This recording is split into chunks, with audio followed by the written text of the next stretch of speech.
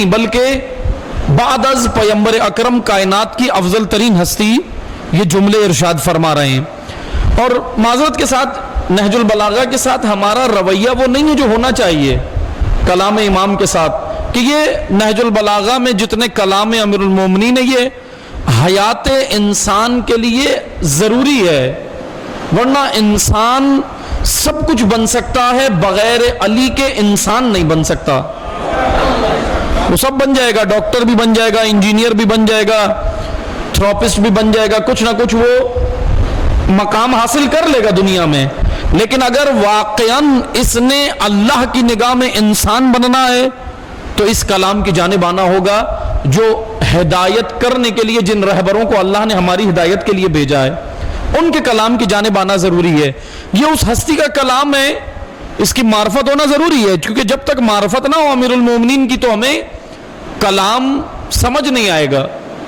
یہ آرزو ہے مولا کی، اور یہ امیر المومنین کا اسے درد بھی کہہ لیں، یہ درد ہے امام کا، کہ امام نے جناب کمیل سے کہا بھی ہے، کمیل مجھے عقیدت رکھنے والے، مجھ سے محبت رکھنے والے بہت ہیں، میری معرفت اور اطاعت کرنے والے نظر نہیں آتے. نہج البلاغہ میں امام نے کہا یہ مولا علی علیہ السلام کی حسرت ہے، آرزو ہے امام کی، اس لیے ہمیں اطاعت کب کریں گے؟ جب معرفت ہوگی. معرفت ہونا ضروری ہے. کوئی بھی عمل انسان انجام دیتا ہے دو چیزوں سے، یا تو معرفت سے یا خوف سے ہوتا ہے نا، یا تو خوف ہوگی یا معرفت ہوگی. لیکن جو عمل معرفت سے انجام دیا جاتا ہے وہ بہت عالی ہوتا ہے. جیسے آپ دیکھیں عبادت کے بارے میں خود وہ ہستی جس کا یہ کلام ہے علی علیہ السلام کیا کہہ رہے ہیں؟ نہ میں جنت کے لیے عبادت کرتا ہوں نہ دوزخ کے لیے. جنت کی عبادت تاجروں کی ہے، دوزخ کے خوف سے عبادت غلاموں کی ہے، بلکہ علی حر ہے، آزاد عبادت کرتا ہے. اور پھر کہا کہ پروردگارا میں وہ بندہ ہوں تیرا کہ اگر تو جنت دوزخ نہ بھی رکھتا علی تجھے سجدہ پھر بھی کرتا، چونکہ تیرے علاوہ کوئی سجدے کے لائق نہیں ہے، معبود فقط تو ہے، میں عبد ہوں تیرا. اور واقعاً معبود کا اگر حقیقی عبد نظر آتا ہے کائنات میں تو وہ ذات علی علیہ السلام ہے. ایسا خوبصورت عبد، یہ وہ عبد ہے، عبد یعنی بندہ الہی، بندہ خدا، اور ایسا بندہ ہے علی کہ جن کے بارے میں ابن اسیر کہتے ہیں کہ ہر میدان میں یہ عبد خدا آگے ہی نظر آتا ہے. ہر میدان میں، شجاعت کا میدان ہو، عدالت کا میدان ہو، کرامت کا میدان ہو، فصاحت کا میدان ہو، بلاغت کا میدان ہو، نجابت کا میدان ہو، علم کا میدان ہو، حلم کا میدان ہو، عبادت کا میدان ہو، بندگی کا میدان ہو. ابن اسیر اہل سنت کے بہت جید عالم ہیں. ابن اسیر کہتے ہیں یہ ایسا عبد ہے علی جو ہر میدان میں آگے نظر آتا ہے. لیکن اس میدان میں اور بھی آ رہے ہیں، لیکن ابن اسیر کہتے ہیں دو میدان ایسے ہیں جہاں مجھے صرف علی علی نظر آتا ہے، وہاں مجھے اور نظر نہیں آتے. کہا کون سے دو میدان؟ کہا ایک عبادت کا میدان، ایک علم کا میدان.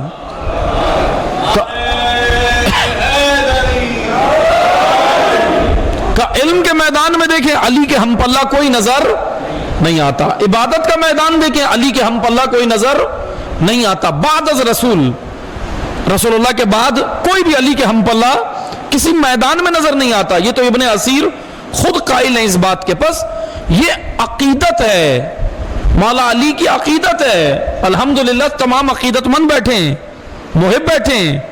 عقیدت رکھنے والے امیر المومنین کو جب بھی ملے، آج بھی ملے، لیکن علی ایک آرزو کر رہے ہیں متی بھی چاہیے، خالی عقیدت نہیں.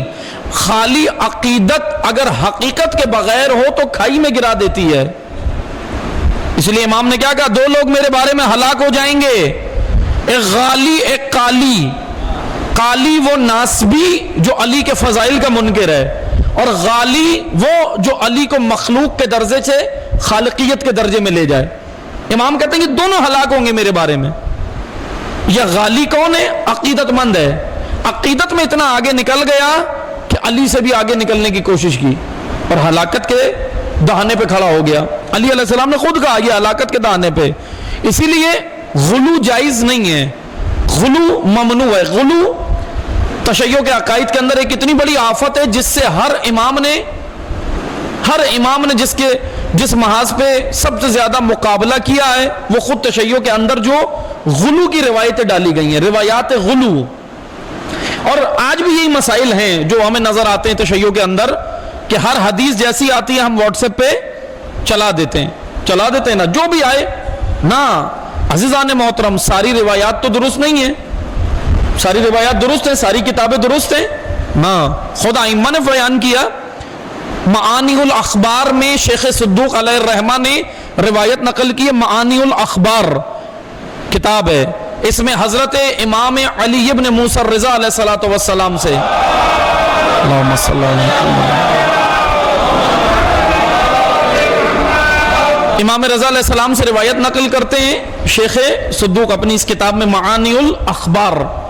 اس میں بیان کرتے ہیں کہ امام رضا علیہ السلام نے فرمایا کہ ہماری حدیثوں کے راوی بہت ہیں, رائی کم ہے. رائی, را الف عین یا, راعی.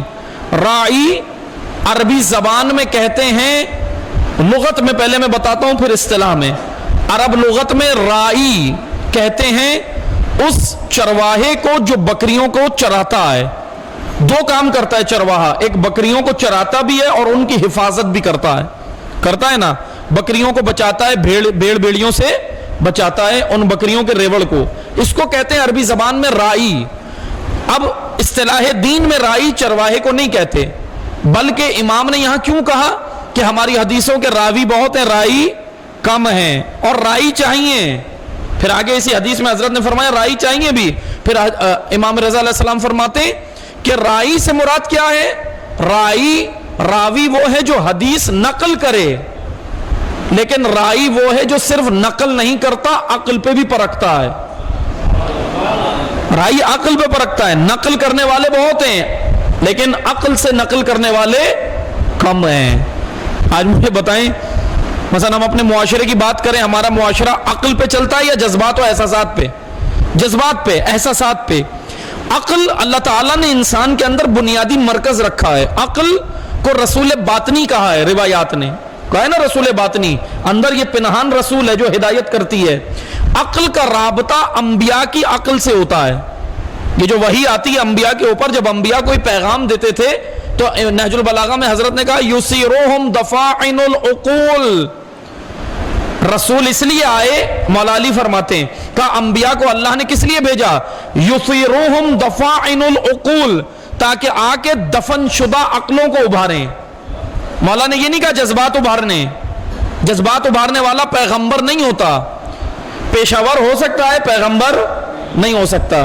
جو پیسے لے کے آپ کو کچھ سنائے وہ جذبات ابھارتا ہے, لیکن پیغمبر پیسے لے کے نہیں سناتا, دین کا درد اس کے دل میں ہوتا ہے.